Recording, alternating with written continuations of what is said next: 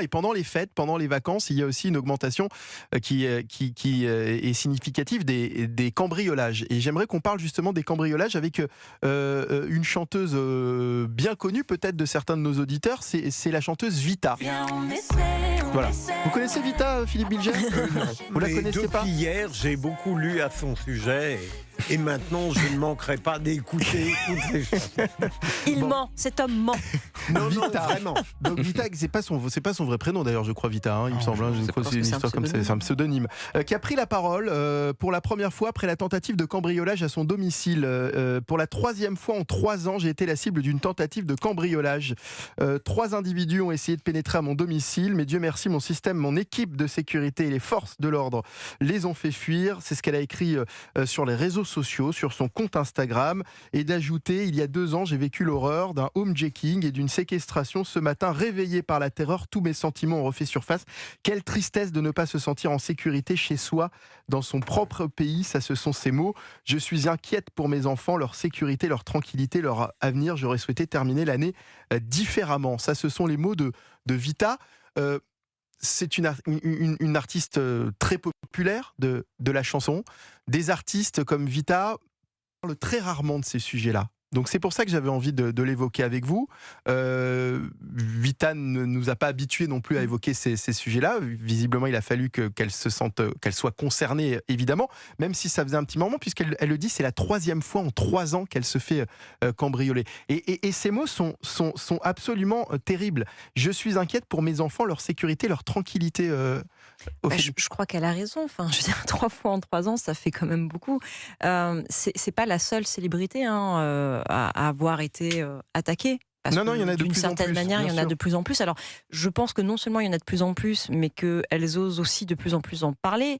Dans le cas de Vita, je pense qu'au départ, si elle s'est tue, c'est parce qu'elle a peut-être pensé que, en se taisant, elle serait davantage protégée, enfin qu'il n'y aurait pas une médiatisation supplémentaire et ça donnerait pas l'idée à de nouvelles personnes d'essayer de s'infiltrer chez elle. Mais on voit bien que là, je pense qu'en effet, si elle prend la parole... Je suis pas sûr que ce soit uniquement ça. Moi, je pense que c'est aussi des artistes qui se disent que si elles parlent, c'est pas ce que leur public attend, qu'elles sont que c'est pas leur rôle de... Mais c'est surtout qu'elles n'ont pas... Enfin, il n'y a pas d'obligation de confier leur vécu en fait, à leur public. Il y a des choses qui restent de l'ordre de l'intime. Là, je pense que si elles décident en effet de franchir la barrière de l'intime pour en parler de manière aussi claire, c'est en effet parce que peut-être qu'en tant que maman, elle commence à se poser aussi des questions. C'est-à-dire, c'est quelle image de la société vous donnez quand non seulement vous avez été victime d'un cambriolage, mais là de 3, des homejacking, visiblement, le deuxième, visiblement, avait l'air d'être assez violent. Enfin, ça a l'air de... mais je pense que tous les homejacking, de toute façon, sont par essence même des choses qui sont de l'ordre de l'innommable, en fait. C'est quelqu'un,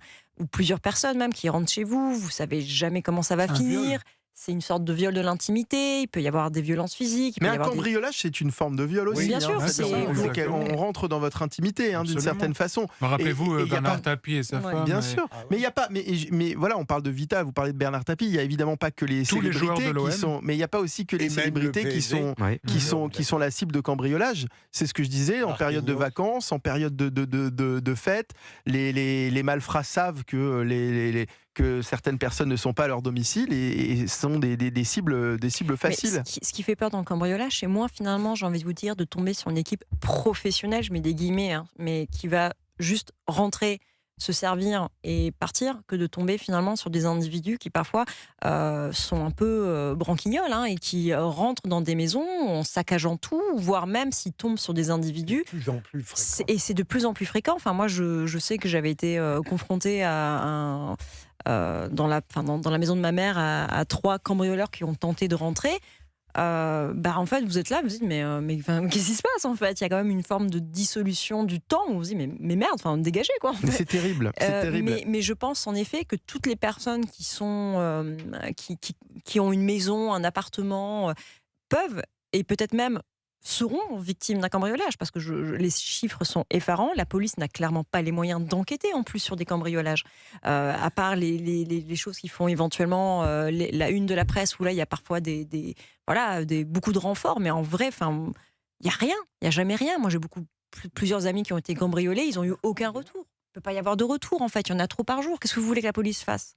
Et puis la police, Philippe, choisit il y a des victimes qui trouvent immédiatement la police à leur service et d'autres la multitude, malheureusement. Comme François Hollande, par exemple. Absolument, par exemple.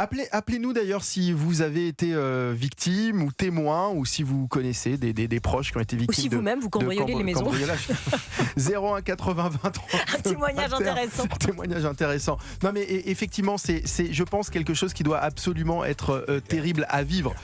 J'ai la chance de ne jamais avoir vécu encore, enfin j'espère ne jamais vivre ce genre de choses, mais je sais que c'est quelque chose qui m'angoisse particulièrement. Je fais partie des gens qui sont très angoissés lorsqu'ils partent de chez eux, lorsqu'ils ferment le verrou de leur appartement, et je me mets à la place effectivement des personnes qui vivent ça, et j'imagine que ça doit être terrible. 01 80 20 39 21, c'est le numéro du Standard d'Europe 1.